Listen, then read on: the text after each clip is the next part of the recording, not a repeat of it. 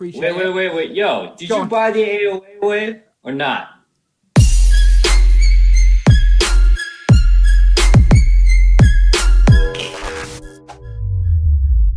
Pow, and welcome back to the channel, Dan Who Reviews. As always, my name is Dan W. Make sure you will follow me on Instagram at It's Dan Who. And today is very special because I have three guests, and see all these plastic people behind me. These three are partly responsible for that, and also the reason why I have no money. It is, of course, Ryan and Dan from Marvel Marketing and Dwight from Design. Gentlemen, thank you, and welcome to the channel.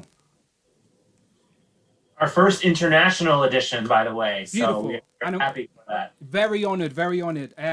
Much appreciated. So I've got lots of notes, so I'm just gonna go straight in and see what I can get to, people. But honestly, thank you so much. I do really appreciate it. And I love collecting because like I'm a nostalgia chaser. I like having those physical representations on the shelf of the things I love. And like Dan, I grew up with mainly the Marvel, the Spider-Man animated, the X-Men animated. And that is why I love the retro line so much. And my first question has sort of already been answered because this week's Marvel Monday was the Black Cat in the Spider-Man retro. And my question is I know you like switching up the themes because we've went from Avengers and we've had X-Men, then Spider-Man, and now we've even teased with the Doctor Doom. Just because you're moving theme, does it mean you won't go backwards and still give us more of the other retro lines? I'll say, no, it's not a straight line. We can weave and go forwards and backwards as we please. We do want to get back to that Toy Biz superheroes with the silver, like the gray card with the blue and the yellow stars. So yeah, just because we're kind of moving on and we're a little focusing on Spider-Man now. Again, we went back to do X-Men to do Gambit and Rogue. Yep. So it's kind of all in play. Every time we check off a new line look, that's in our toolbox. And I think we've got like 4 now and are looking to add to that. So yeah, we've got full control over the quantum realm. We can travel anywhere we need to. It's Tony Stark and us. You know, we can go anywhere we need to get the right figures out there. Got your pin particles at the ready. Exactly. Right. So talking about Rogue, so I was curious if you are aware of the aftermarket prices and if any way that influences what you choose to re-release. Because I've noticed that Danny Moonstar is even getting a re-release later next year as well. So are you aware of how much things are going for? Because Blue Beast at the minute is going pretty high. Very much. That's kind of the aftermarket price is a proxy for fan demand too, right? So, and we definitely want to factor that in because we want to make, stuff that's going to move, and we want to make fans happy too. So whether that's characters who have never before been done or putting the same character out so more fans can get on board. We tend not to just like re-release the same character in the exact same format outside of same year production runs, right? So, I mean, if something comes out like Professor X, when it came out that year, pre-orders did really well. So then we tried to make more of them, right? But then when you talk about something like a Rogue or a Beast, we'll look for creative ways to get them back in the future, whether that's a box set or a retro or a redeco in a new wave. So we don't like put the same exact thing out again.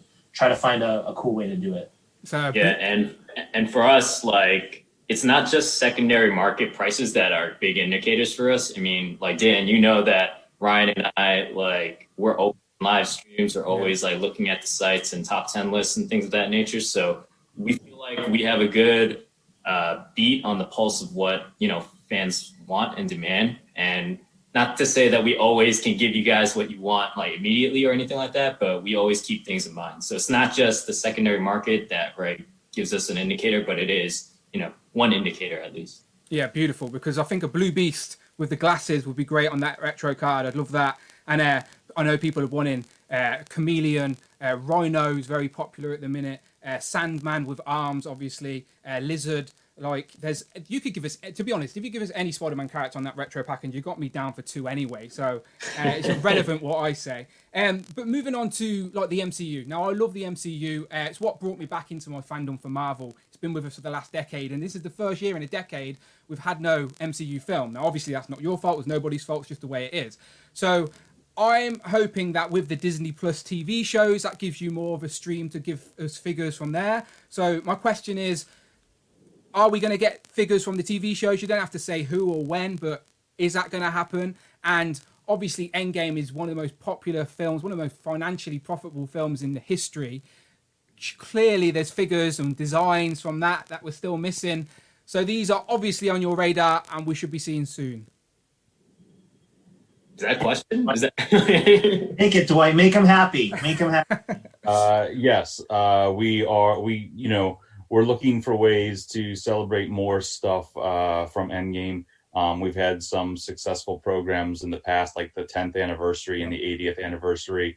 We're looking to capitalize on those types of avenues to go back to use those PIM particles once again to go travel through the past and find the big characters that we missed from the prior movies because there just wasn't enough space in our lines at the time, or there was just, like Endgame, there was just way too many figures in that movie to do in 1 year unless the entire unless like what half of our line was designated to Endgame. So we do have more of those guys coming, and we are, as you, very interested in what Disney Plus will bring us.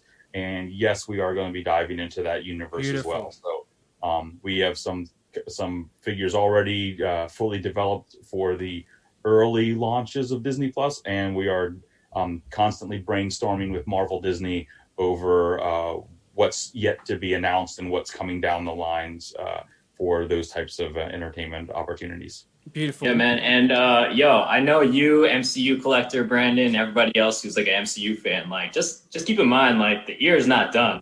So like we're not all done of MCU stuff either. So I'm just saying, like, you know what I mean? I liked Ryan's tease in the Hasbro PulseCon panel where the top 10 was like all Quicksilver for 2020. So I'm hoping that confirms Quicksilver's on the way as well, because there's a gap in my Age of Ultron shelf missing. All right, beautiful. Much appreciated. Very excited for that. So moving on to the Haslab. First of all, congratulations. That was an amazing success. Were you surprised at how quickly that funded and how well it did? And what was the international response like? Because obviously we were a little bit curious at first of how we're going to be able to get it, but thankfully Xavi came to the rescue. So how's your thoughts on that as a whole now you've had a bit of time to digest? For me personally, I had no doubt that the Sentinel would fund. I did not expect it to fund in like 26 hours, but I had no doubt that the Sentinel was going to be a huge hit for us. I honestly don't think I thought it was going to be, in the 22,000, level of success, because that's the number of what we did was just absolutely amazing that you guys, all across the world came out to support this, which was awesome. So I, for one, it was a real treat to work on something like that, because I've never designed an action figure of that scale before. So there was definitely some learning curves on the design, and more importantly on the engineering, which is a different team that worked really close with Dan, Ryan, and myself to make sure that we were making something that'll be structurally sound to last for a long time sitting on. You're gonna have to do some serious work on those shelves though. You're gonna have to cut some holes or something through the middle. I think it's gonna go down the middle there. I'm gonna remove a shelf and you can stand in the middle. That's what I do. Perfect. Dan, how many did you get, man? Did I get? If I could keep it a secret from the missus, I would have got all 5, but it's not that easy. So just brought a house, you see. So I've got to be very careful. So I went for 2. So but I did want more, but I wouldn't have room for any more than 2 anyway. So that's how I'm trying to tell myself. I end up just getting 1, and my wife's like, "You're making this. Why are you buying it?"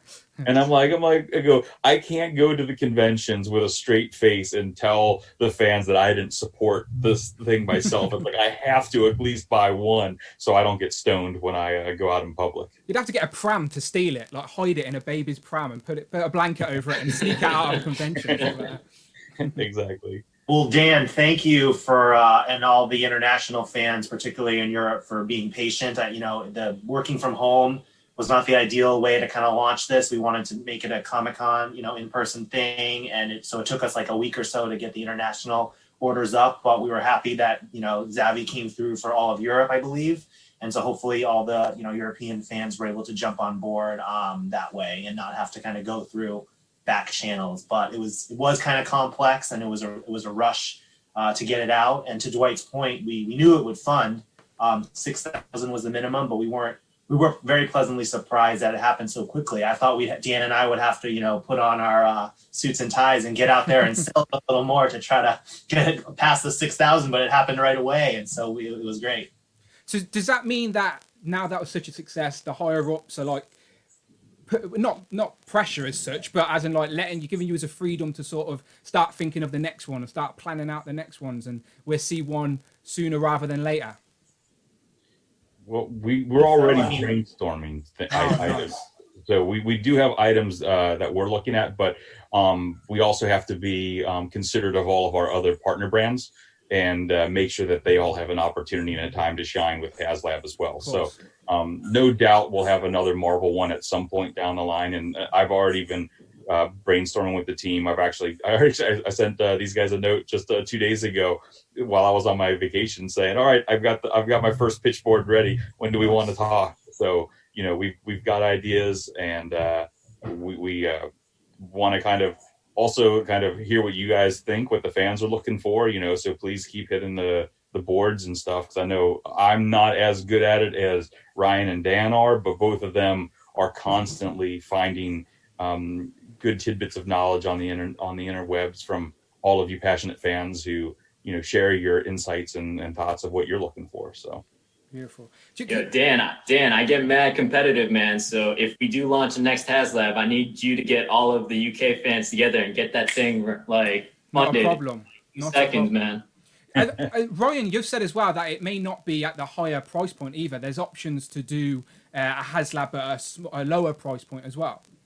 I think, different options are on the table. Our Sentinel was kind of in the middle because we were at 350, and then so the previous two were 500 and I think like 750 or something for Unicron. So that's just ways we want to think about the Haslab platform in general. Like, we pay attention to what's going on in the collector space. So I was following the Spawn Kickstarter. Because that had a lot of different tiers, but at its base it was like a $45 figure or something like that. So could that be a way to explore? Like, it's we'll look at a variety of different things. Beautiful. So talking about distribution in the UK, obviously we're very grateful we managed to get the Sentinel. Orders are locked in. Now we just have to sit back and wait. Like when I was in America, I really annoyed my girlfriend because we were meant to be on holiday, but I'm dragging her into every single Walgreens we walk past. And like now she hates Walgreens. And like I get jealous of the US guys because they're talking about going to Walmart and Target and all these places and finding Legends plentiful on the shelf. If in the UK, we've got some great online retailers, and Hasbro UK have obviously upped their game massively this last year. And Legends, obviously, as you can see, are not hard to get. But I'm just curious, are you aware that without the online retailers, Legends are there's not a lot of footfall. If I walk into a shop or anything, they're not really on the shelf. Is that something you're aware of and something that may be addressed if the line keeps growing?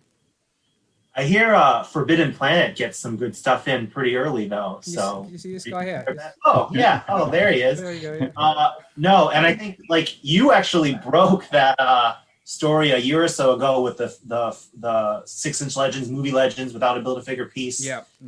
For I think $14.99 pounds. So that was used. We didn't like make a big fanfare announcement of that, but the purpose of that was to get placement in Argus and Smiths and stuff like that. Yep. Which I believe the Gamerverse wave is in Smiths right now. Yeah. Okay. So we're trying to increase the brick and mortar presence in the UK and Europe. That's a bit more challenging for there's less just retail space in general. Yeah. But continuing to lean into e-com, continuing to work closely with the fan channel. So there's actually whole like sales teams globally now that is like fan channel specific, so either in US or elsewhere, to kind of make sure all of our pre-orders are kind of around the same time and everyone kind of gets the product. So still improving, still know that there's work to be done, but I feel like things have gotten better over the past couple of years, and just the fans kind of sticking with it and getting the items where they can. No, honestly. Yo, and if you want it in stores, man, you guys need to rally the troops together and like tell those retailers too, man. You know what I mean? Well, I went back to Forbidden Planet to get more of these guys, and they took them off the shelf. What did you just make a phone call or something? We just wanted to give you the heads up, man. We wanted you to break the news, No, honestly, it has got better. Obviously, I've been collecting years, and it went from hardly anything to it's now accessible. So I do think Hasbro UK have upped their game as well, especially with, as I said, with our online retailers. So as I said, the figures this year have been amazing, and the design is completely changing. And this year we've seen the pinless technology implemented, which just makes the figure a lot more clean and slick, and just looks great, to be honest. And is this something that you want to move into a broader main line, or is it just going to be a pick and choose type thing? I'd like to use it wherever we can, but we have such a massive library of tools that we have to continue to use, which is why we're allowed to deliver to you the breadth and depth of the line that we have today. If we tried to go pinless from every figure going forward, that line would be cut in half because so much money would be invested into tooling those parts. So where we have the opportunity to do something new, if it's structurally viable and manufacturable, we'll be using that where we can. But there are going to be cases of even new figures coming out over the next year or so that some of them will have pins for any number of reasons. But we love it as well, and we are going to be working towards evolving wherever we can into that going forward. We will have the biggest piece of news in that tech, I guess, for the comic fans is we are going to be doing a double pinned female classic arm for the so that will be coming. That's just got approved through Sculpt a couple of weeks ago. That one's going into production. I think now. I just heard Shartimus Prime scream for joy somewhere. I just heard it through the window or something. No, honestly, it's really great. I was a little bit scared that like I might have to rebuy every single figure, but now with pinless tech. So I don't mind the mix of the two anyway. As I said, I think it looks really good. Like really like the Punisher on its bike this year had some of the pinless tech and War Machine, and yeah, looking good. I've still got a box of stuff upstairs I haven't even opened yet, which has some of that with the Rogue and stuff like that. So I look forward to getting that open. So Ryan mentioned briefly that you are doing the 3 3/4 inch next year. It's going to be one of the Marvel main lines, which is more of the collectors on the collector card. And I was curious if that, I think that's super nostalgic. I think it's going to be very popular, but that's not in any way going to affect the 6-inch Legends. It's not like we're going to get less of them because we're having this new line coming in. Is it going parallel with the Legends? Yeah, it's on top of everything we're kind of already doing for Legends. I think, I have them here. I'll throw a plug for them. I think they look great once you get them in hand. They're really thick. They're not, like they hold up well. They're sturdy cards. And that's meant to appeal to some collectors who appreciate that nostalgic callback to an earlier figure, even though they're not, we're not reissuing figures that came before. We're kind of taking a new spin on it. Yeah. But it's kind of meant to appeal to probably some of the current Legends 6-inch collectors, but then also, hey, it might bring in new fans who like just retro stuff, or because it's basically like a $9.99 equivalent price point and we're starting from scratch, you can kind of go on and get the strongest characters right off the bat, your Cap, Iron Man, Spider-Man, whereas in 6-inch Legends, we're kind of into the more like costume variations of those characters. It's big news, right? When we come out with the new retro Spider-Man this year, or like the 80s, Iron Man that are kind of and Cap and Thor that are the definitive versions of that. Whereas in a retro scale, we can kind of start over. But no, to answer your question, it's not diverting any attention or focus or love for the 6-inch line. We just wanted to do something new and see how it goes. I like it. I think it'll be very popular. As I said, I'm the type to have those displayed. I probably wouldn't open them up if I got them. I'd have like a section on the wall, which is the vintage, and then the 6-inch out breathing on the shelf. So talking about this guy, little Hellfire Hank, I love the cheaper price point for the army builders. I think it's a genius way to get more out. That's something that's going to continue, I hope, because obviously there's still plenty of army builders. We need a shield agent would probably be the next one, maybe. Is it something that we're going to see more of? It's not going to stop? Dwight, are there more good concepts out there? I mean, we're talking about shield agents, male and female. Yep. We've discussed Skrull, foot soldiers, other deco variations for the hand ninja. We just revealed the red one, but there's no reason why we couldn't do white or black hand ninjas. Maybe What's that? You said the Doombots. Doombots would be Yeah. good. You said the Hand Ninja was on some reuse. I was curious, is that like the Ronin? Like, what is the reuse from for the main body for the Hand Ninja? It's from theatrical Baron Mordo and Yeah. Doctor Strange. Yeah, I thought Some so. of their flowy sleeves with the tight forearm wraps and stuff. We use those parts. And it's got the ball and the diaphragm as well, right? I think. Yeah. Yes, it has both. It has the inverted ab crunch, and then it has the ball in the torso, because we were thinking if it's a ninja character, and it also has butterflies. We were like, if it's a Nice. ninja, Yeah. let's give it the full treatment of articulation, so you guys can get them into all bunch of cool fighting poses. Beautiful. Looking forward to it. Talking about waves next year, and like you were teasing for ages, we're going to get the biggest builder figure ever, and then sneakily it was Stiltman, which is genius, by the way, and the way that you've put the Stiltman legs with Hand Ninja, genius move, the right way to go. Have you ever considered splitting a builder figure across two waves? Like if this wave with the same themes, could it be split like a bit big for a bigger builder figure? We've talked about it. We did that once for Fin Fang Foom. Yeah. For the Hulk assortment. I think that was two waves. Maybe we did that for Iron Man 3 timing for Ironmonger. I don't remember. No, Ironmonger was all in one wave. Was it in one? Yeah. Epic Hero. Okay. Just before Epic Heroes, I was on that card back. Okay. So yeah, but that's not to say we couldn't. The nice thing with the success we're seeing in Legends now is we might not have to do that. We've got some great deluxe items coming with the $30 Thanos. We've got the legendary riders, which were around $40 in the States. So we're proving out that there's success to be had at a higher price point for more large scale or just other oddities. So and we've also seen that with different price points for the 80th program and the 10th anniversary programs. Yeah. And the X20th as well. It's proving that there's enough hunger out there. So there's not a reason why we couldn't develop a character that might have to be broken into two waves for a build-up, because as you're well aware, I'm sure, that package is so small and tight that there's not a lot of space. We could either go a double build-a-wave, or we could just, if the character is compelling enough, sell it as a standalone $50, $60 item, just as a big something yet to come. Yeah, you mentioned Riders. Loving the Riders wave as well. As I said, Punisher, the one we recently got, is one of my favourites. Are we going to see more than just bikes? Obviously, we've got the Professor X, again, another one of my favourites. We've got the scooter a couple of times. Like, maybe, I know everyone wants the Punisher van, but obviously probably a little bit higher of a price point. Even the Shield car, maybe, with, the wheels that turn up, that would be pretty good. How about like Lockjaw could be in the Riders wave, or even turn it into a Thrones wave. So instead of getting a bike, you get a throne, and then like think of all the Marvel characters you could get with a throne instead of the bike.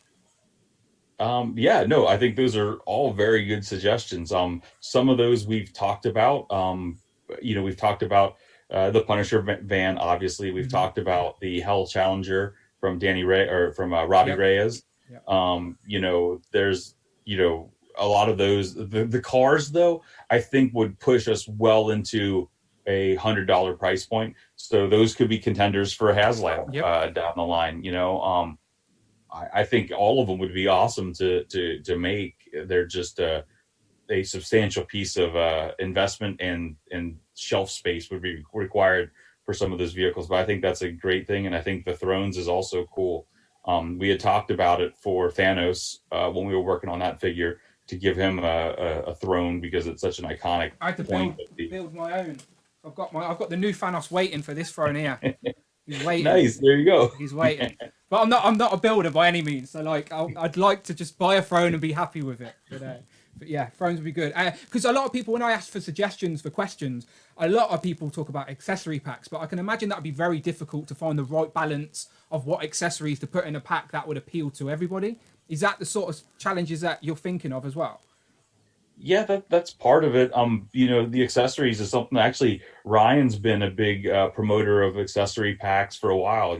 We see some of our competitors doing those. Not necessarily, well, I guess kind of. accessories, but like they do like the blast effects packs, right? Yeah. Where you can get exploding whatever or lightning, giant effects, which are awesome. And they definitely plus up the fantasy if you are doing a more diorama shelf or if you're into toy photography. So we've definitely talked about it. We've even talked about like an accessory pack that supplemented a Build-A-Wave. Like if we did a themed wave like we've done in the past, if we did the AOA wave with Sugar Man, could we have made an accessory pack of alternate heads and gear and bits and pieces? Yeah. I think we're still trying to figure out how we could merchandise that everywhere and make sure that it's picked up to be a compelling offering. But the idea is solid. It's just, is there enough people out there, and can we figure out a clever enough way of getting it out to the masses? Maybe that's through the Pulse. I don't know. I'll let Ryan and Dan talk to the logistics of something like that. But I can say I know Ryan has definitely been talking about this for at least a couple of years on how we could do it. Well, before Ryan jumps in, I've noticed as well on Hasbro Pulse that you're selling the stands as a free pack now as well. So you sort of already are expanding into the accessory sort of thing with those Black Widow stands being sold separately. So maybe it's a case of selling the stands with other parts attached, whether lightning for storm or explosions or whatever it may be. Yeah, I want to just ship out the cannonball legs and there you go. That's what I was getting to essentially, was the cannonball legs. We got there in the end. It only took me 5 years to twist Dwight and the team's arm to create a flight stand. So now that that's out there, and it's also nice that it is on the Pulse, so because it actually works with most other normal size 6-inch figures from across the company. But yeah, we got a flight stand, so accessory packs have been on the radar for a while. We just have to find kind of the right way to do it. There's a lot of different approaches, looking at some of what other companies have done for that. But if the appetite is there, we will get to it, I'm sure. So what I'm hearing is, Ryan, you're blaming me for not having accessory packs and with the delay on flight stands? Just the flight stand one. That one took some hand wringing, I believe, but we're happy with how it came out. To be fair to you, you've put a lot of accessories in with the figure anyway. Like I always love the display options, where it be a screaming head or a normal face. I always like having that option. So like at a bare minimum in a pack, interchangeable heads. Do you know, like mask on, mask off, that type of vibe? But you are doing that already, so I'd love to just keep seeing that. Because I know the ACBA. I'm not the ACBA guy. I just like talking and collecting but I do appreciate being able to mix up the display every now and then. That's sort of my therapy. Yeah. It's very therapeutic for me to just sit back and mix up the display. But I don't want to take any more of your time. Honestly, thank you very much for joining me for a chinwag. Much appreciated. Wait. Yo, did you buy the AOA wave or not?